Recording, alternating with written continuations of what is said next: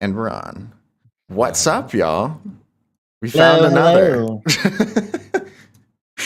we Captured another. We captured another motion designer here. Why'd you guys lure me in? I See that southern hospitality we have down here in Raleigh just kind of lures you onto things. You are so right. What is up, Kamal, Val, Felix? Glad to see y'all this morning. I'm gonna make sure we got the music going. There we go. Perfect. And we're here. We're on the show. We're live. What up, Shoham? How you doing? Good. Incredible. What's poppin'? I got my full Stanley Cup this morning. We're having a good time.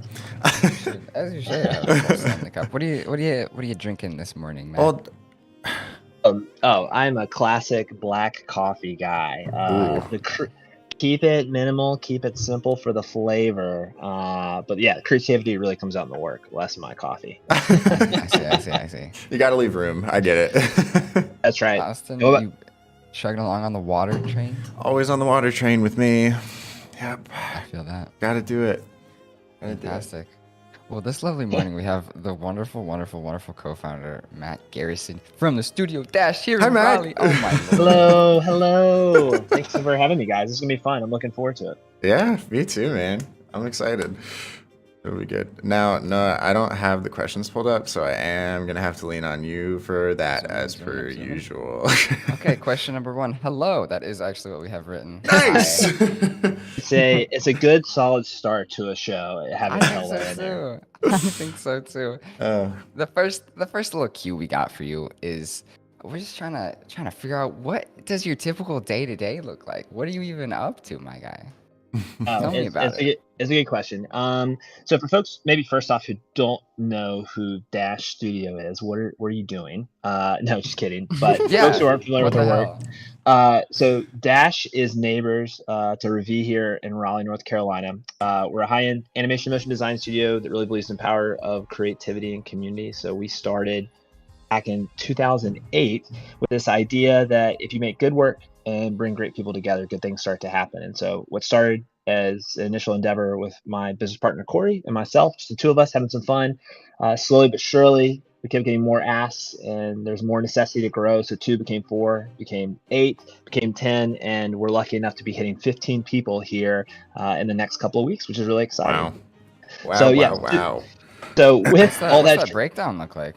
Oh man, so let's see. We have a producer, an executive producer, 2 art directors, a creative director, and my role, director of content. So that's 6 of us doing a little bit more on like the business side of design. And so then the other 9 are going to be animators, motion designers, illustrators, and kind of the whole kit and caboodle. Whole kit and caboodle. Noah had me play this game on Friday. He makes up his own motion design games for me to torture me with on Fridays. And he did one where it was guess that studio team comp, where it was like a smiley face under like 2 smiley faces for producer, and then like 3 under creative director or something. And I had to guess like what studio that was based off of that. So I'm sure he was asking you that just to throw that my way in another one of those or something. That's so funny. If it makes you feel any better, I couldn't guess Ravi because he threw in some weird phrase to like categorize some of the people on the team that I was just like, that's not what they do. What do you mean? Oh man, that's so funny. But yeah, and also to get back to your question, Noah, because I did glean right over that, but just quick intro out of the way. Typical day, it's interesting. I found that has shifted a lot over the years. I mean, when we first started the company, I was a motion designer. I was into animating everything and did so probably up until we were about 6 or 7 people in size. And that's really when I started to see my role kind of shifting around. Currently, I call myself director of content, partly because I'm not sure what to call myself because I do a little bit of everything. But, day to day, it usually involves a morning stand-up. So our team is spread around the U.S. We have folks in Texas, Florida, Georgia, North Carolina, New York, and Massachusetts. So we're definitely spread out a bit everywhere. And so we always start off the day with a stand-up call where everyone hops on. So we try to get the community aspect together, even though we're all disparate and kind of spread out. And so, typically it's more conversational. It's less about work. It's like, what you've been up to? Has anyone watching any cool shows? Just keep it really casual. But the idea is just to have like 30 minutes, this less about work and more just about like what we're up to. From there, most of the team gets going on the work that they're working on, talking to producers, creative directors, things of that nature. And then my job shifts over to talking about any sort of big pain points that we're running into, or problems that need to be solved, at a high level, like how should we handle this situation? Are all our projects moving smoothly? Then it gets into a bit more of like business development stuff and kind of nurturing. So, my role has definitely shifted to more of an entrepreneur. So I'm always reaching out to people, trying to make connections, following up with folks that I've reached out to about work. And then, you guys know this better than anyone. When you're a small studio, you end up doing a lot of different things. So after that, I'm over to some marketing endeavors, making sure stuff's getting posted for the week, looking at HR stuff to make sure that we're compliant in certain things. It's really kind of a hodgepodge. And I think like that's one thing that I do miss from being an animator is you come in and it's like you have a singular or a couple tasks on your plate. And that's kind of it. It's like, I need to finish this animation, I need to work on it. Whereas now I just have a like litany of these tiny little tasks that have to be done. So it's definitely been a bit of a change of pace. But I do that throughout the day. And then before logging off, kind of checking in with folks, Noah, just to kind of see where things are, and then button it up for the day, or try the best I can to do that, and then start over the next day. So it's always new, which I think is really exciting. That's one cool thing about our space, is there's always something new to deal with, I agree. And that hodgepodge, I think, is what excites me now, because before it could have been an issue with like, we only have enough time to take on like one client or something. So, you come in and sure, you have your set tasks, but it's like only with that one client. When you get bored of like that project for that day, it's like, what do you do? So you're like, work with multiple clients. That's great. And then you're like, but now I'm just animating still. And I could be like making content, or like reaching out to people, or doing, fun, cool business meetings and such, and, all those sorts of things. I get you. Yeah, it's crazy. There's always something new to deal with, and I think that's something that is kind of fun about our space. Is we're all problem solvers to a certain degree. I mean, we love creative, and so it's problem solving with creative. But every day it's like you're just coming in and solving problems. There's something new to navigate, which is either amazing for some folks, I think, in our space, and then for others, it might stress them out. Yeah, I think so too. I mean, there's a lot of people that I think are just terrified of like that freelance life, and I understand it, because like you could go from being in house and you're doing that day to day animating, and still then you're like, I'm a freelancer and I have to get the work now. Oh crap! Like that's really difficult for a lot of people, I think. Oh yeah, I mean, freelance. Let it not be mistaken that like you are running a small business. I mean, that's what it is. I mean, because you have to do your own marketing, you got to do your sales, you got to get invoices, you got to do taxes. I mean, there's a whole litany of things you got to navigate. Yeah. Oh, shouldn't have mentioned taxes this close to tax day. Ooh. I know, too close, hitting too real, hitting home. too real, Mack. Jeez. Right. That's good. Well, if that's what your day to day is like now, if you could be doing anything, like if you could have the most optimized, refined workflow, or just be only focusing on exactly what you want to be doing, what does the ideal day to day look like? And how far away does that feel? Yeah, no, it was a really interesting question. When we started to grow and we got into that place where my role was pulling me away from the creative, I really struggled with it, right? Mm-hmm. I found myself early on in this kind of what once was creator or art director role, eventually was into more of executive producer. Like someone needed to manage these projects, make sure we were getting paid. And that in particular was like a little bit stressful and kind of hard, because that's never what I really wanted to do. I was good at it and was kind of blunt to the point, and so I could make things happen. But it wasn't what I enjoyed. And as we've gotten a little bit bigger, what has been interesting, though, that I did find surprising that I wasn't anticipating, was how much I really enjoyed entrepreneurship. Because I think that's like a big thing that folks don't realize when you start a studio, or even going out on freelance. It is equal parts creative and equal parts entrepreneurship. You've got to be okay with the latter. And I think creatives are really well suited for that direction, because all it is a litany of different problems, right?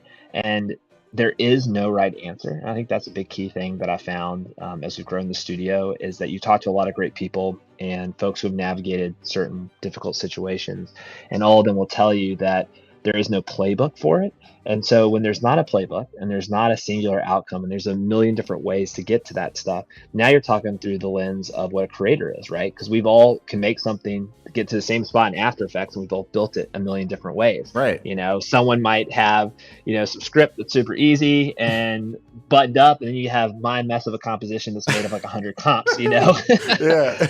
But we can all get there. And so the cool thing about entrepreneurship is that there is no singular answer. And so the thing that I have found that as we grow, bring it back to your question, what does my typical day look like? And what would my ideal day be? I've really enjoyed talking about the studio, pitching our work, coming up with new ideas. And so right now, because we're still small, I get caught up in a lot of the small details of the studio that still needs to be addressed. And because we're not big enough where I have full-time roles for some of those pieces, I end up having to navigate it, right? Yeah. So we're talking about, finances, things of that nature. I'm still pretty involved in that. We talk about HR stuff, navigating organization and structure there, operations, doing a bit of that, outbound sales. So I'm doing a lot of these little things. And I think if I could focus it really would be more on just like probably growth in maybe sales and marketing, because both of those kind of go hand in hand, just getting myself out there a bit more and talking to people, because that's really why we started the company. And I know you guys believe heavily in this aspect of community too, given everything that you guys do with this Discord channel and all that stuff. I mean, that is a big part of why Dash is around, is just connecting and getting together with other people, because we are in a really unique space. I mean, it is not like this everywhere. You run into other peers who are so helpful, so eager to help, right? Yeah. You guys started an animation studio blocks away. I feel like if it was another industry, people would be like, "Oh my gosh, it's like competition." Right. But we're just it's not. Yeah, like it just we're doesn't bringing feel more like that work at here all. now. It's I know it helps everybody, and I think motion designers feel that way. And so for me, my ideal day to day would be having a couple of calls in the morning, talking to some potential new clients about what it is we do, talking about their ideas, more strategy on some of their bigger goals they have and what that could look like through a motion lens. It's meeting up and connecting with other peers in my space, folks like you all or other studios or other animators, chatting with them about what's going on in their space. That would be my ideal day. I'd love that. I think there's a world in the coming years where that's the case. We're just a few years off from it right now. I think I'm feeling the same thing. And I don't know about you, but to me, I like to look at it through the lens of like Ravi is Ravi's just my sandbox at this point. I'm not animating quite as much as I used to, either, to the point where I will just end up sitting and being like, what crazy shit can I get up to with Ravi instead? What is the creative direction I can push the business, not necessarily like whatever the visuals are, those sorts of things at this point. It's just like, what weird stuff can we get up to that will like propel the business and those sorts 100%. of things. I think 100%. I think I agree with you on creatives being particularly geared towards entrepreneurship in that way as well, because it really is just like, if you can follow that passion and treat business as an art, that's like an insane superpower to be able to wield, Oh yeah, 100%, 100%. Yeah. Anyway, Beautiful. we had I think we had a couple questions in chat really quick. Somebody said, or Jacob Jazovic says, why only in the US so far in terms of your team comp? Oh, well, that's a really great question. Only full time currently. We actually work internationally with a lot of contractors and freelancers. We've worked in, I feel like, almost every time zone around the world. We've worked with a lot of folks in Australia. We've had some folks we've worked with in Moldova. We've had stuff in the UK. We've had stuff in South America, Mexico, and Canada. When it comes to contractors, we are really and truly open to working anywhere around the world. The only reason that we've had any sort of hiccups with the full-time position is just the complexity that comes with the taxes on that side of things. Would we love to do it? I wish it was easier, especially as we're starting to think in the future about maybe different time zones that we want to work in and how we could spread out our working hours. Yeah. It's definitely a goal of ours. So in short, we are working internationally and we try to partner up with freelancers all around the world. From a full-time position, we're still a few years off from that just because it's a lot to manage. And something as simple as working in different states within the United States is way more complicated than I think a lot of folks realize. Like having operations in those 6 states that I mentioned, there's different tax compliance for every state that Dash has to navigate. And every new addition that you have adds a new layer of complexity. And so really, and ultimately, it's because we don't have a dedicated HR person. You know, right now, a lot of that is on me. And so there's just certain limitations on where we can work full time. But yeah, as we look ahead to the future, you know, Dash definitely has worldly goals. So, you know, keep an eye out, because at some point I would love to hire full time internationally for sure. Oh, yeah. Beautiful. It's G-dang bureaucracy, man. And just... Oh, it's tough. Absolutely It's nowhere. Yeah. Oh yeah, it's just and it's such an education on that side of stuff too. I just had no Yeah. idea the complexities that came with working in all these different places. You would think folks would want to make it easier, but it was definitely a little bit trickier. Yeah, you would think. You would think so. No, you want to move on to the next one? I think that kind of ties into maybe Speaking of the next one. worldly goals, There we go. I remember you mentioned like a potential goal of having another studio, another Dash off Yeah. yonder on the other side of America in California. Can you speak That's right. to that a little bit? Yeah, absolutely. So when we started Dash, it helps to understand what like our broader goal is. You know, Tell me about it. I'm a really big believer that goals shift, right? They change, and that's okay, right? Like nothing is just grounded and permanent. We always have a point that we're working towards, but the key is that you want everyone on your team rowing in the right direction, right? You don't want to be sitting in a pond just doing circles on yourself. And so for us, you know, with the two pieces, I'm going to back up a little bit. No, I swear I'm going to get to your question, but I think Take this your gives a little time. bit, I swear this really gets into the inside of Dash, what we believe in and where we're going. All right, beautiful. When I graduated the College of Design at NC State University, I'm going to date myself here, back in 2011. It feels like it was the other day, but you know. I mean, that basically was yesterday, so you know. It was, right? Why not? So when I graduated, you know, school was hard. I mean, there's nothing around that. I mean, it was challenging. It was competitive. I felt like I was coming out into a world where I was competing for the same internships my peers were in class, and I liked everyone, but it was definitely hyper competitive. You think about grades and scoring and what we think that meant at the time versus, of course, what it means now. But Yeah. I digress. At the time, it was really intense. And so coming from that and getting into the motion space, one big piece of fresh air that I was just not ready for, did not expect, is how welcoming the community was going to be.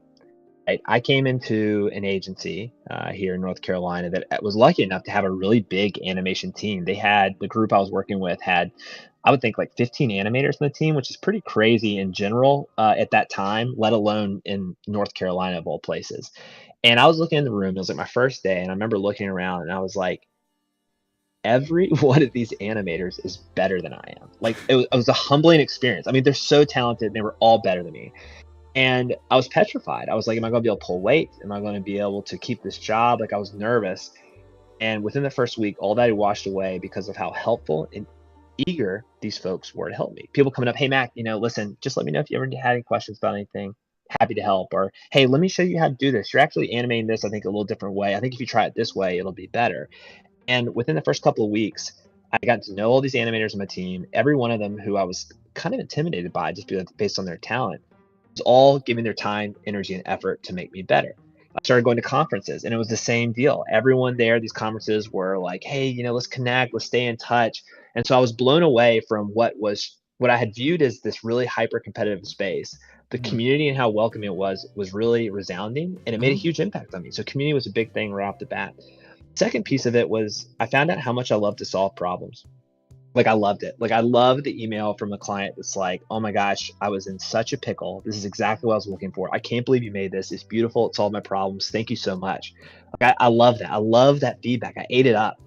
And so very early on, I recognized how much I love problem solving. And those two pieces are really important as we talk about the future of Dash, because, you know, I grew my time there, started to find myself in this place where I felt like I was in a silo. I had a lot of work on my plate. I was working by myself on this stuff. And it just was all focused on trying to get this out the door versus making as creative as we can make it. It wasn't about solving problems. It was just about making stuff and putting out the door. And that was big. And so ultimately, the reason that Corey and I started, my business partner and I started Dash, was because we wanted to bring people together. It goes back to the community side. It's like, let's bring all these great people that I met to the table to make great work. Let's bring all these people to the table to solve these problems. That was why we started Dash. And in those early years, it really wasn't grounded on anything more than that. There wasn't a long-term expedition, or goal that we had. Yeah. Because in the reality, it was just two of us messing around, having a fun time. Right. Then slowly it started to build a little bit of traction. And we started to think to ourselves, okay, Dash is going to be something a little bit bigger than just the two of us. What do we want to grow this thing into? And I would really say it was over the last 4 years, there's been more clarity than ever before. And it comes back to those two pieces that I was invested in. It's like, I want to bring more people together, community, and I want to solve bigger and better problems, right? The problem solving. So when I look ahead to what the future of Dash is, the intimacy, the closeness, the community that we've built, I don't want to lose that. So I don't want to get too big, but I also want to bring together a wide variety of talents to make cool stuff. And so to me, that's about 25 to 30 people. Mhm. Because I think once you start getting beyond that, which is what we were at this agency I was working at, you just don't know your staff as well. You don't know your Right. peers as well. And it's hard to get that buy-in. But at 25 or 30 people, there is not too many projects that you can't take on. There's not too many problems that you can't solve. That is a lot of different variety and backgrounds of people, different ideas, interests in a great place. And so that's what started to ground us in how big we were going to be and what felt like a good size. And then the next question was like, okay, well, if we're all on the East Coast, then we're pretty grounded in the fact that we have these core working hours of 9 to 6. Right. Dash really believes in work-life balance, so we don't want people working late. I mean, that's a really big core philosophy of ours. So how can we be able to handle this workload that we're anticipating on taking on over the coming years without doing that? And that's where this idea of extending the time zones, right? Bringing and grounding ourselves on the West Coast. And so to your question, Noah, on like the second studio, we'd always thought about that as a physical office. And we were thinking LA because we just knew there wanted to be a presence there. With the advent of COVID in 2020 and workforces working everywhere and more people being open to that, it's shifted a bit. So we're less concerned now about the physical office being on the West Coast and more on just operating on that time zone. That is what we're thinking. And so with that 25 or 30 people mark, Dash is currently right at 15 right now. And that's about the mark where we thought that we were like maybe starting to consider hiring more folks on the West Coast, or conversely starting to open up the time zone stuff over there. The only thing that we're working towards right now is trying to have our clients a bit more separated. We have a handful of clients in, California, New York, and North Carolina predominantly are where they are. And so we're just trying to increase that right now. And that's probably the next hurdle we get over, is with a little bit bigger clientele, more folks on the West Coast. That's ultimately when we'll probably make that move out there for Dash's official second office digitally. I mean, yeah, that makes a lot of sense. Because I was curious, especially after COVID, at how a physical space was going to work as much over there. I mean, it would certainly have benefits, like what you're saying. Your ideal day to day would be if you get to go out there and then be, talking it up with people. But you could still go and do that anyway, regardless of if there's an office there. So such an old school mentality, honestly. Yeah. Like the idea of being in a physical place and having these meetings, I think that was grounded in just like how it's always been. Yeah. And the most important thing about that is that companies are more okay with it. Right? As soon as companies are okay working with people wherever, that's what disrupts everything, because it doesn't matter at that point, and then there's not a necessity to be there. There's not a necessity to be grounded. And then you can save the money on not having, high California real estate. Yeah, seriously. Or those, oh man. Yeah, that would have been crazy. But I mean, it's super, super exciting, and totally agree with you on, I mean, a North Star for us as well is being able to maintain that closeness of the team. That's a really scary thing to mess that up, And so, but like being at that size, like 30-ish people, I think would also let you still have a pretty close relationship with everybody on that team, but you could also have like smaller teams that can break off and go do different things as well, 100%. And, it's all about being intentional with what you're doing too. I think one thing that we do every year that I really appreciate is we do goal setting for that year. And so we always try to come up with like, what's moving us forward, what's rowing the boat forward in the right direction. Over the years, we like started in 2020 with these like big overarching umbrella goals. It was, be different. It was like we were doing a lot of explainer videos at the time in 2020, and we were getting kind of burned out of it, and we wanted to create different work. And so we had this singular word that kind of acted as an umbrella for everything we were taking on that year. And it was be different. How do we make our work look as different as it could be? Subsequently, our year in 2021, it was community. How do we engage more with the community, right? That's when the Dash Bash came up. That's when we started engaging more on socials, started putting ourselves out there a bit more, sharing more of our work. We wanted to engage with the community, we wanted to work with more freelancers. In 2022, it was purpose and intention. So how can we make our systems more organized? Like, what could we be doing to make sure that every project is kicked off the right way? Everything was buttoned up. Folks had exactly what they needed and they knew what they needed to do. So everything about last year was efficiency. And this year it's visibility. It's again, knowing that we're wanting to grow, knowing we're trying to work with some bigger and better clients. It's how do we put ourselves out there, from coming on to shows like this that you guys host, to going to conferences, to speaking at conferences, to getting folks in town for the bash, to sharing more of our work. It's all about putting stuff out there. But I think if you can come up with, even on a yearly basis, like a core word or a core goal that can kind of encompass everything that you're thinking of for that year, like where do you want to be at the end of the year, even something like that, which is a baby step forward in our 15-year plan. Yeah, it's huge. I think that really helps a lot. It's helped us a lot. That makes a lot of sense. I agree. I think setting those goals and then just making actionable steps. I mean, that's how the world goes around. Yeah, that's right. 100%.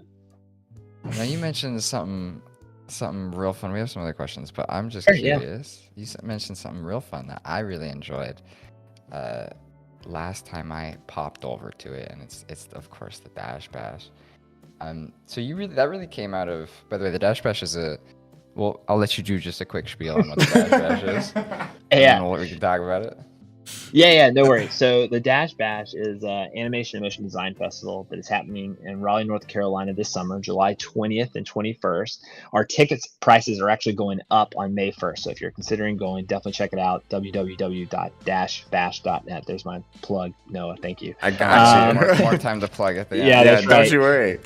So the Dash Bash was actually started in a conversation that was coming up for Dash's 5-year anniversary. So, I read a book, and it was called, what was the name of the book? It was, come to me later on, but there's a statistic in there that was saying that most small businesses fail, like 85% of small businesses. That's what it was. Yeah, that was. So, nice, good drop there.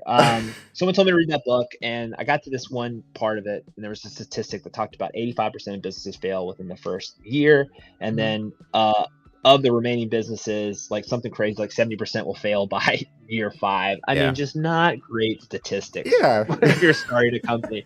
And so, every year the Dash still existed in the early days. Corey and I would look at each other and we'd be like, all right, we did it. Look at us. Another year. Who would have thought? Who would have thought? Look at us. Well.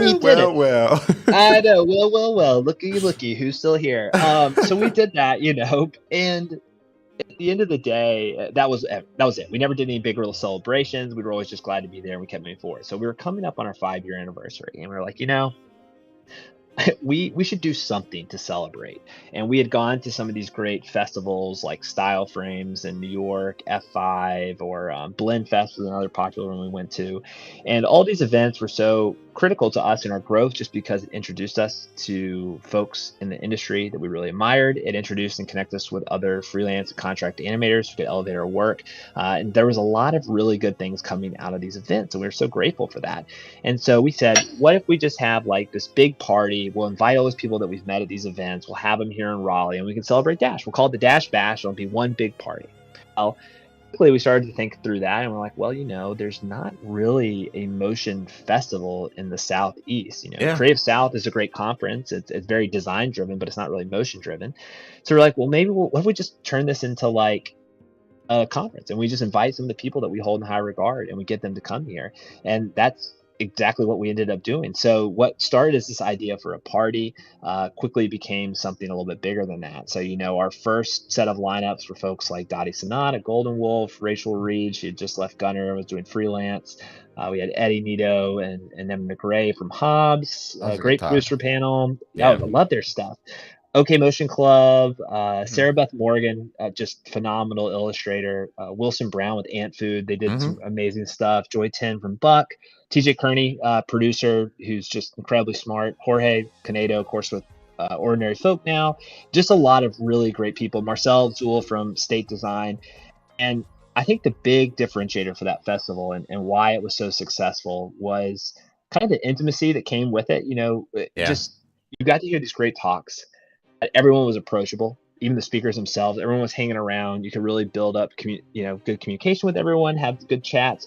And so after doing it the first time, all the accolades that we got back from it from people who attended and were like, this is so great. This is what our industry really needed, especially with like Blend not continuing their stuff. We just felt like it was important to do it again. And so that's what we have going on this summer. So yeah, that's the origins of it, how it started. But now it feels like something that has to continue. And our hope is to do it every 2 years or so is kind of our goal right now. Yeah, I think that's a good. I'm gonna hold you to that. Yep. All right, cool. and that's great to hear, because I remember you mentioned that those festivals and those kind of conferences were some of what really ignited your passion for community and like what made you really care about the space that you're in the first place. So how does it feel having grown from just like a junior animator looking up at the stars and being like, these people are so amazing, I love this community, to one of the people putting on one of those conferences? How did that feel, especially like as it ended? Yeah, it's interesting. Sometimes we move so quickly that we don't really stop to think about that too much. Mm-hmm. I feel really grateful for where I am in the space and what Dash has become and what we're doing. I feel really lucky that my job and my day-to-day is like just hanging out with really wonderful humans, and the fact that we put on this conference and create a space in my hometown of Raleigh. I mean, I'm born and raised here, right? If you had told me decades ago that we'd be having an animation festival of this caliber, I would never have believed it, right? And so it's really cool to see how Raleigh's grown, how we've grown. But yeah, I think like this community and how easy it is to talk to everyone, it just felt very natural. Like it doesn't feel like, it didn't feel hard to have these conversations with other folks, right? Just talking to other people, engaging with other people, it just felt like the right thing to do, and having this event. And I think, I'm hoping other things start to pop up as well. I know I've had conversations with folks at like Box Fort Detroit, and they've talked about these ideas of doing some stuff up in Michigan. I remember having a conversation, I think it was with maybe Kareem Studio based out of Richmond, about they were saying that maybe they'll do something up there. And so I think the more of these events that pop up, especially in smaller markets where, you traditionally used to have to go to LA, New York, Chicago, with the advent of being able to work remotely and how easy it is to get a hold of these software, but you can really be anywhere. You can be like some of your listeners, I'm sure, around the world right now. And that's just made it a lot easier. And so I think more of these events hopefully start to pop up. And if they're not, challenge someone listening to this to why not start your own? Yeah. Why not start it with just a small meetup? Why not get some things together? All this stuff just starts with an idea of trying to connect good people together. And I think that's the only hurdle, is just reaching out and talking to it and making it happen, I agree. I mean, Noah and I have talked about just like doing this show live online is super cool, but it would be amazing. Like we could easily just put together some sort of like live show at some like small venue or something and just have like live Q&A or whatever, like those sorts of things could happen. And it would be a super, super cool thing, because truly those in-person events and being able to transition this from just this online thing to like, let's make this fun thing that people really care about and are actively engaged in. Like that's a huge mission of ours too. I'm with you on that. Awesome. That's dope. It feels so much realer when you get there and you're like, I know you from Instagram. Yep. Like, wait a second. Right. That's you. Talk to you. You're a real person. That's right. 100%. It's like, you're not just this little avatar. Oh my gosh. I remember being so confused. I mean, Dash Bash was the first conference that Noah and I had gone to. And I mean, it was just really convenient that it was right down the street as well. So that just worked out perfectly in our favor. But I specifically remember, I think it was somebody from Ant Food and Doug Alberts, I swear I thought were the exact same person. They were like body doubles of each other. It was so confusing. I would like walk, or like, I was like, oh, that's Doug, Noah. And then it was not Doug, or vice versa. Well, like, no, Doug Alberts. Doug Alberts does have a twin brother. I don't know if he was actually at the event. Yeah, he has that's a twin so brother, wild. So maybe it was Doug. Maybe it was Doug's twin brother. That's crazy. He just had like somebody swap in so he could have like multiple conversations at the same time or something. Really maximize his networking. These are hot networking tips, y'all. Bring your twin. That's right. Bring That's your funny. Twin. Use people. Yeah, 100%. 100%. That's great. That's incredible. We do have a couple more questions and things, but I do want to make sure we get to a crit. So, shall we crit a reel? Or current time's sake, I was gonna say old times, but we do this all the time now, so we just gotta do it. All right. I should have brought my sunglasses. I'm rocking these shades. Gotta do it. Yeah. Oh, Yes, yeah, sir. there it is. We're all in crypt mode. I'm ready. All right. Incredible. We have a reel from Noose, and the chat was broken for a second, so I had to fix that. There we go. All right. 25 seconds. No, I have high hopes. Personally, I don't feel like we're gonna get a mouse hover this time. All right, let's check it out. Here we go.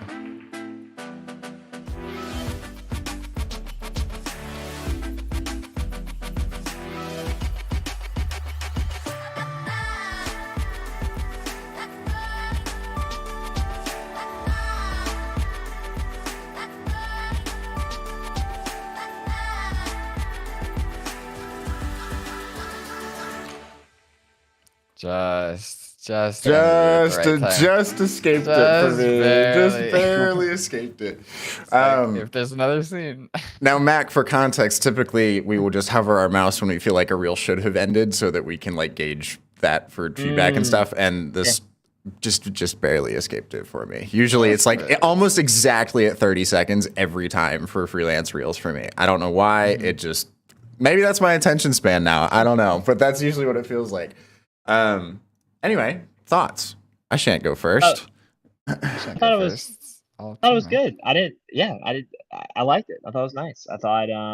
I think there's some stronger clips than others that maybe I would have moved to the front. I actually like some of the collage stuff. I feel like that offers a little bit of variety. Maybe bump that up to the beginning. I don't think the dolphin scene was the strongest one. I could see moving that towards the back end. The characters, the walk cycles, could they be improved? Sure, we can always improve, but I didn't think that was too bad. I like the shortness of it as well. I think the area that maybe improve a little bit is some of the snappiness of maybe the MoGraph part of the work.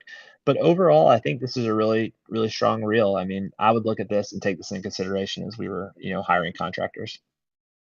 Agreed. Yeah, that was very sweet. I agree with a good amount of that. Bookend it with good content. You need your good sandwich. Are what people are gonna remember. Yeah. Specifically the panda scene is what stands out to me. I would just take that I out. agree. And the reasoning is just because like this iconography just doesn't really seem to match some of the other stuff that you're doing, especially when you've got like this character in here. And it just felt like one of the scenes that, despite like collage having a lot of detail and just by being photos and things, this felt like such a hyper concentrated amount of detail compared to some of these other shots. So it like really stood out, and not in the best way. But yeah, another thing was I couldn't quite tell what beat you were cutting to necessarily at some points. It felt like at certain times it was really on the beat and was timed well with the music, but other times it was kind of like in between beats in just kind of an uncomfy way. I don't know. Or like some of these, especially towards the end here, it started to feel like these scenes just sat for like half a second too long-ish. Because I mean, again, I feel like we say this all the time, but for me, it's really the point where I stop watching a reel is when I feel like I have a general encompassing idea of what your skill set could be. And so some of these shots, I just feel like, okay, yep, I get where we're going. We can probably cut it there, And then otherwise, make that good sandwich. Make sure the buns look good, the meat looks good, and then like you can throw some other stuff in as like condiments or something if you need to show like, hey, I can also do this style or that sort of thing. But also, I'm still a firm believer in just like only put your best work in there. So if you watch your reel over again and there's some stuff that really sticks out as like this doesn't quite feel up to par with some of the other pieces in here, I would just take it out. Err on the side of caution. I also recognize what you're doing with some of the cuts, like that one real quick into Twitter. That was solid. I appreciate that. And then finally, you're doing something cute with the end, which you like zoom in on the cat and he winks. I would add a little bit of anticipation as that thing like gets to being small and then maybe get a little bigger and then close it. Add a little bit of playful motion on that because right now it's just kind of shot. I didn't even notice the wink. I thought it just went off screen. It like goes away right as soon as he winks. Yeah, I think that could be, emphasized because it's a cute way to end a reel. And there you go. Boom roasted. Roasted. Roasted. Voila. Incredible. There's a crit. Crit over. Out of Terminator vibes. Nice. Yeah, that was good. Cool. Thank you for participating in that. What else? We got a wreck. We do have some wrecks. Sure, we can do that. I just want to shout out Olgerd's comment. Olgerd, for a while there anyway, hasn't done this in a hot minute, would make memes based on some thing that happened in every one of these shows. So Noah and I would hop into the Discord afterwards and just see some image of Noah and I with some just really funny caption on it or something. Anyway, has decided that his joke this time around is, wait, so it's not just a meetup of designers just to bash on Dash Studio? I'm so glad we could clear that up. I'm so glad we could finally clear that up here. He was coming with ready to hurl some insults. The people needed to know. Well, oh my gosh. We can hop into some recs here. Here we go. Here's our first one that we'll go with. Rec of the day here. We've got 2 of these, I believe. And I'll just go ahead and play this one. Looks like we have a reel here that Noah really enjoys. Oh no. Oh no. I love this little cube. It's fun. It's fun too. 2014. Where'd you guys go and dig this guy up? Oh, time machine. Don't worry. Oh no, this is funny. It's a pretty banging soundtrack. Yeah. It wasn't good. It was hype. Reduce those costs. Yes. Oh, look at those systems. Thanks, IBM. Woo! IBM. What year was it? The beginning of 2013? Was that what it was? This is 2014. 2014. Oh my gosh, amazing. Oh, I love him. Love that. Oh my gosh, I love it. The faux 3D. There's my element exploration. Oh yeah. Appreciate it. Much appreciated. And this felt a little long. Maybe Mack can shorten that up. Yeah, maybe Mack should shorten that up. Probably. You should shorten that up a little bit. I wasn't gonna mouse hover just because I felt like that would be that'd be mean, but dude, this is a fun logo. Yeah, you like that, man? Shout out to Mack. Garrison. Mack Garrison. Shout out to him. Oh man, I just had so much nostalgia filled with y'all playing that back. I haven't watched that in a long time. It was so great. Honestly, for 2014, that's pretty good. Yeah, that's pretty good. I do like it. It holds up pretty well, honestly. Look at you go. My God. It actually holds up 9 years ago. Wow. Yeah, absolutely. Well done. Love that. Now, that's not our only rec, though. Here is our second rec. Now, this one, I know when Noah saw this for the first time, you've had it on your reference list for a while. I don't remember where we saw it either. Maybe it was Vimeo. I don't know. Good cue. It's probably Twitter, honestly. I remember I found Dash on Twitter while I was sophomore in high school or something like that. Yeah, living in Houston. So a little bit of backstory on this project as we're watching it. We ended up making this entire video in about 3.5 weeks. We had 13 or 14 people working on the project in totality, and we had designers and animators working simultaneously. It was one of the more complex pieces to navigate because you're trying to get approval in real time to keep the thing moving forward. So from a just technical executional standpoint and the timeline that we had, it was definitely one of the more challenging projects we've ever taken on for sure. When Riot Games rolls up, it's like, hey, you want to work on this college championship? You're yeah, yes, of course I do. Dude, I don't know about you. I always forget that Epic is right here. That feels weird to me. They're just in carry. I find that so right strange. Yeah. Oh man, yeah, that was good. It was definitely stressful to work on. A lot of really great people came together for that. Good mixture of some cell stuff, 2D stuff, 3D. And it was a fun project. It was hard, but it was a fun project. I mean, the 284,000 views. That's pretty fun. Doesn't lie. Definitely they told us it was one of the best pieces they've had for their college championship series. Wow. And they actually ended up using it as a loading screen for League of Legends around that time too. So it was a loading screen. You know what? I feel like I saw that at that point in the very 2-week stint that I played League of Legends. That was I probably encountered it. Well, those are it is always shocking to me how like pervasive the motion, the like small feeling motion design communities work is. It's just like you can just look anywhere and be like, I think I know the studio that made that. It's wild. Like I'll maybe even be watching TV or see like an ad and I'll be like, I'll get Snapchat ads and I'll be like, I know who made that. I've seen that on LinkedIn already. It's so funny because like I think the space always feels so much larger than it really is. Like it's so small. Like all the studios, the folks in here. I mean, they say don't burn bridges, and they mean that because it really is small. Everyone kind of knows everyone. You run into everybody. It just feels bigger when you're first getting into it, I think.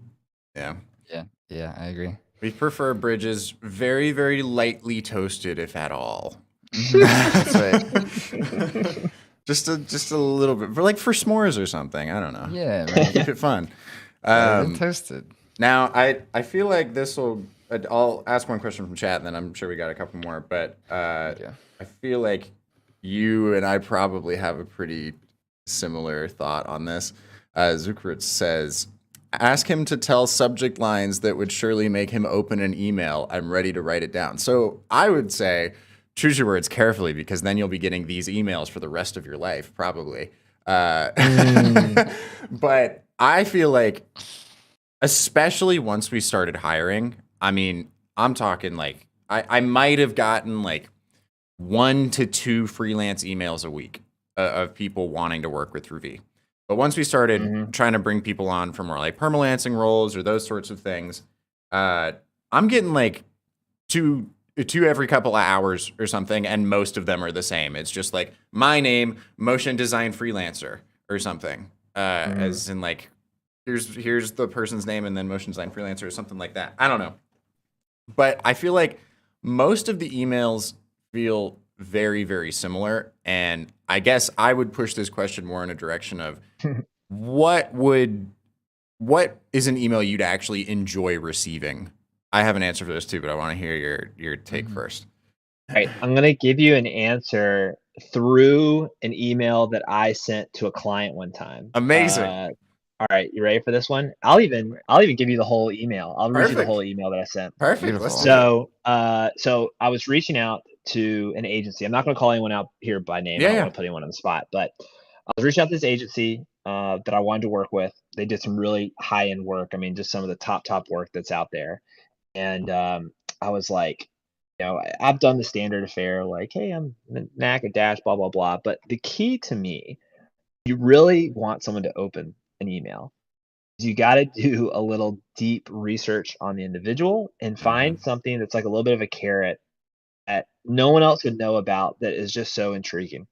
So I found this producer, and she ended up having a personal website, and went to the personal website, was scrolling through about page, things like that. And she had talked about that at one point in time, she was cast on an episode of Friends, the TV show. It was like her one like acting endeavor. She was like on an episode of Friends. And so she had that as like a singular line item. And then I went and looked up what episode she was on on Friends. And so my headline says just this. It says season 3, episode 10 of Friends, the one where Rachel quits. That was my line. That's so good, dude. And the body of the email said, I couldn't put my finger on why this episode was the best, but it really did have some great vibes. Then I go in and I say, like, Mack, founder of Dash, an animation motion design studio specializing in creating big agency quality videos with a boutique customer-centric team. And the 90s teen in me, very jealous you were on Friends. And then I go into a couple of things about why I want to work with their company. And at the very end, I'm like, look, no big sales push, but how about a quick call for any upcoming animation needs? And she got back to me, and we had a call, and we've bid on a couple of projects with them and are waiting to see if they come through. Yep. Incredible. There you go. That's like, man, I've really been focusing on sales a lot more recently. And that is the exact thing that I've just been wanting to do forever. Like that level of personal approach is like the only way to make that work. It's otherwise 99% of people are sending the exact same email. It's a nightmare. 100%. Oh, And to flip it around, and it unfortunately is the same on my end. I will get emails from freelancers on a regular basis, right? So we have a portal on Wine that folks are filling in for to be a freelancer with Dash that gets yep. filled up on a regular basis. So that's coming in. Then I'm getting individual emails that come in Mm-hmm. conjunction with all those other pieces. And so it's not like nefarious or anything, but it's just easy to get lost in the mix of all that, right? So you have Yep. to be a bit different. So there's really kind of two options you can go around. You can say, I'm going to go all about volume, and I'm just going to send out a million different emails to people, and that's an approach. Yep. Your success rate's probably going to be under 1% would be my guess. Cause in fact, Dash does that. I mean, we do a lot of outbound emails, and we Yeah. do Yeah. have more generic stuff that we've hired companies to do on our behalf. And we're putting out tons of emails, and the response rate's under 1%. And every now and then we get one, right? But I'm not Yeah. banking on that. On the other side, I will find groups that I really want to work with, and I will spend time crafting these emails. And the sad reality of it is people will still not respond. I mean, I Yep. think that's something to take in mind is that, you could put your heart and soul into an email. I'll give you the opposite end of this too. One time I wrote a guy, I had met with him. So we actually met in person, Okay. in New York. Sorry, not in person, over Zoom, but he was based in New York. I had a good conversation. Friend of a friend introduced us. He was a CMO of this company, and I was hoping we could work together. It was a great conversation. He had said something like, I'm going to be down in North Carolina later this Mm-hmm. fall. Maybe we could catch up. I was like, perfect. So I sent him a follow up email, and I was like, hey, it's been like 4 months or so. And I was like, hey, checking in. Hope all is well. Know you mentioned you were coming down to North Carolina. Maybe we can grab a quick coffee or something. His email back to me simply just said, unsubscribe. Whoa! What? Unsubscribe. I wrote him this Dude. personal email that was like, and he thought I was a And you'd damn met him robot. already. That's Yes, crazy. it was That's so crazy. wild, dude. I share this story because for every episode of Friends conversation that happens that Yeah. leads to potential work, there's also stuff like that where you Yeah. just get people who don't want to be involved or don't want to hear from you. I Yeah. bring that up because it happens to everyone, so don't get discouraged. I think my recommendation always for freelancers is that you want to be persistent but not annoying, Yes. because the timing is so much of everything, right? You could reach out to a studio and say, hey, I'm so and so. I'm available for freelance work. Would love to work with you all. And if Mhm. you reach out and that studio is like either slow or there's not a lot going on, or maybe it falls by the wayside for whatever reason, you could reach back out in 3 months and you can hit that studio up directly when they've gotten overwhelmed with work. They need help. And by simply being there on top of their mind is how that works. Yep. So my recommendation is always this: reach out about once every 4 months. I think that's a good rule of thumb where you are consistent but not annoying. That's basically a little bit more than once a quarter. Second thing is be careful that you're not asking too much of the studio you're reaching out to. Something as simple as like, hey, just checking in, let you know I have some upcoming availability. Let me know if you need a hand with some 2D work. No need to reply. Hope all is well. Something like that, right? It alleviates any necessity or something like, hey, check out my website or go look at this. I put a few of these pieces up here. Or keep your email short. Like, it does not need to be long. You do not need to fill all the stuff. It just needs to be short to the point, and just do that on a regular cadence every about 4 months or so. And I think that will be in a good shape. So the people that you want to be targeting, producers, creative directors, when you're working with smaller shops, because they're the folks who kind of have pull the strings on it more. If you're working with bigger agencies or larger groups, you want to look at talent managers to get on their radar. But that's just some words of wisdom as far as like how to get on people's books. Yeah. I I totally agree. And Hmm. I mean, definitely the 4-month rule is super helpful because there are some people that will think like, "Oh, well, I'll just reach out next week or something." And I'm like, if they didn't have a project last week, do you think they will have magically had one the next week? Because I don't know about you, this is another thing that we wanted to talk about. Everybody's kind of winging it in some sense, like it just this business can feel like the lottery sometimes in the sense of like you can get good money Hmm. on a project or something, but it can be really difficult to predict where revenue is going to come from sometimes unless you've got that consistent work through contracts or whatever. Um, so I was just curious, what what's your sort of runway in terms of like how far out you can actually predict like projects coming in and those sorts of things? Oh man, what a good question. I think everyone needs to be more cognizant about their finances when it comes to running a business. I would say that's definitely something that was a learned effort. It didn't just come in the early days. In the early days, it was just like, let's just take on work. And if we get more work, we'll have more money and everything will be fine. Right. I think at scale, there's just a lot more necessities for cash flow. You can be a great productive company, but if you're not getting paid on time and money's not coming in at the right speeds, and you're not anticipating potential dry spells, it can be problematic. So for Dash, we have a budget that we aim for every year, and we adjust it throughout the year, and it takes into account all the expenses, all the potential contractor costs based on historical averages, expenses based on historical averages, salaries, all those things, Yeah. things that we're investing in. And so that we can look at it holistically and say that if everything happens according to plan, we can anticipate being at a revenue of whatever for the end of the year. And you can look at the anticipated profit that you want to be making at the end of the year. So that as the year goes on, if things aren't going well or you need to shift stuff, you can make educated decisions.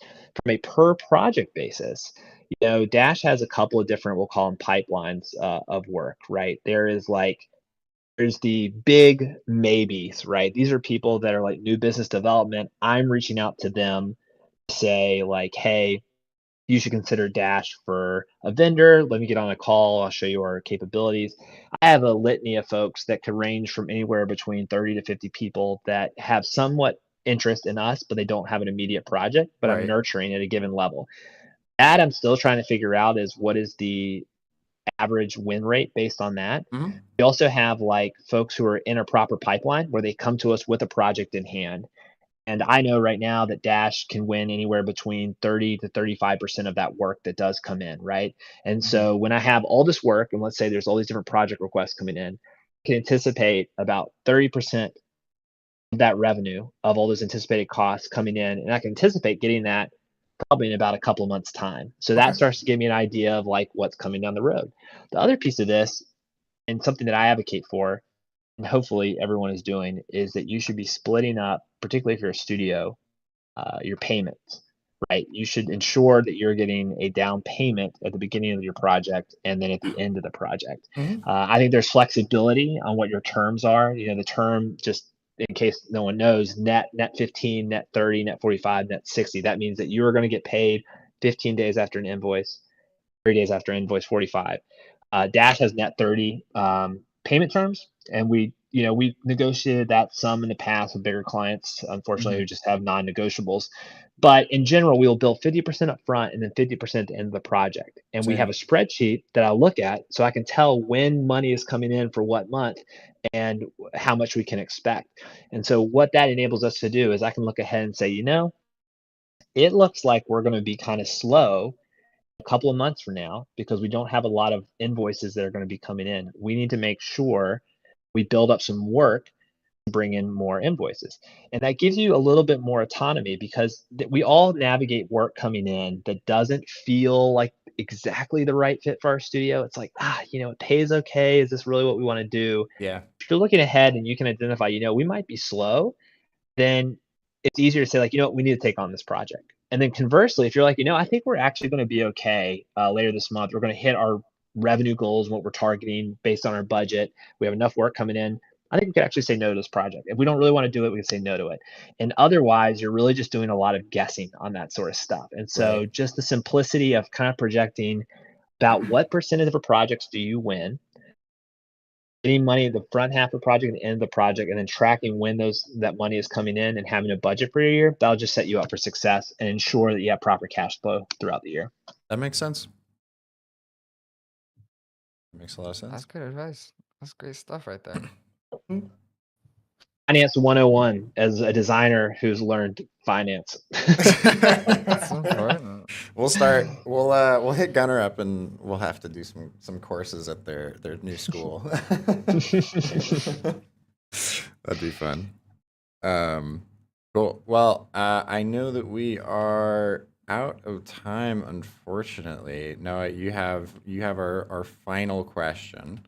Yeah, unfortunately, we didn't get to talk about how you're also a co-founder, and there's so much there that we can relate on and chat about. So maybe we'll just have to. We'll have to do a part 2. We can make that happen. But the final question I ask everybody is, of course, if you had one singular piece of advice to give to your younger self that would have made your life just a little easier, what would that be? Don't put too much pressure on yourself. I think into my life where I felt like I just had put a lot of pressure on myself to achieve this next piece, to put my next step forward, to get to this next bar in my life that I think is really important. Pressure is unnecessary. If you are putting in the work, if you're creative, practicing, you're learning new tools, you're making stuff, running a studio, Hmm. and you're trying to grow and you do it with empathy and care, you're putting these steps forward, it'll all work out. And these moments in time where you think are just so important and so make or break, they never are. We've won projects that have been crazy. We've lost projects that would have been amazing. We've had people come and people go. We put undue pressure on things. I mean, there's just a lot. There's just a lot. We all are navigating a world that is messy and unplanned, and you just have to deal with stuff. And I think we put a lot of pressure on ourselves, particularly with the advent of things like social media, where you can see your peers succeeding and doing all these different things. And just remember, just put in the work, baby steps forward, and it'll work out. You'll get to where you need to go. It'll work out if you're putting in the work, but just don't put so much pressure on yourself, and particularly for these moments in time where it just feels like all the weight of the world is on your shoulders. It's an unnecessary amount of weight you need to carry. Sage advice. There you go, young Mac. There you go. That's right. There It's you that go. much Tell easier that, now. yeah, tell that to 2014 Mac who made that real. I'll put a comment on that video. Don't worry. Yeah, Yeah, he'll that's see it. right. He'll see it. He'll see it. That's how comments work, right? Now, real quickly before we go, gotta give a spot to plug Dash Bash. We will be there. We'll be hanging at Dash Bash. So at the very least, if you want to come see us, we'll be there. That's right. That's right. Ravi has a nice special surprise coming. Wink, wink, for maybe one of the opening elements of the bash. So maybe. So if you're listening to this, you should definitely come. It'll be a great couple of days. I think the biggest takeaway and the selling point on why you want to come to the bash is that not only do we have really some great speakers, but we're going to talk about some actionable items. There's a lot of great talks out there that show off great work and what people do. The talks that we're going to be having here are a little bit of actionable items on like how people navigated some hardships in their life, how they navigated either building a studio, being an immigrant to the United States and starting stuff. I mean, there's just a lot of conversations that have actionable pieces to it, which I think is big, but it's also the community. I mean, the number one way to move yourself forward, I think, in this space is just to connect with your peers, right? Get to know other people who are doing the same thing you're doing, get to talk to some of these leaders who have been around. And we're anticipating around 300 to 400, probably closer to 400 now on people coming here. So it's a good size, but it's not massive. And so it's just going to be a really welcoming event. And not to mention the South in Raleigh just has impeccable food. I mean, you will not eat healthy, but you will eat well. There's like 6 different barbecue joints that are constantly advocated for that are like a couple blocks away from the venue. So you'll be doing just fine. That's right. Well, there you go. And that's the show. Go follow Dash on social medias. They're all around. Gotta do it. Stuff. And come hang with us at the Dash Bash. Let's do it.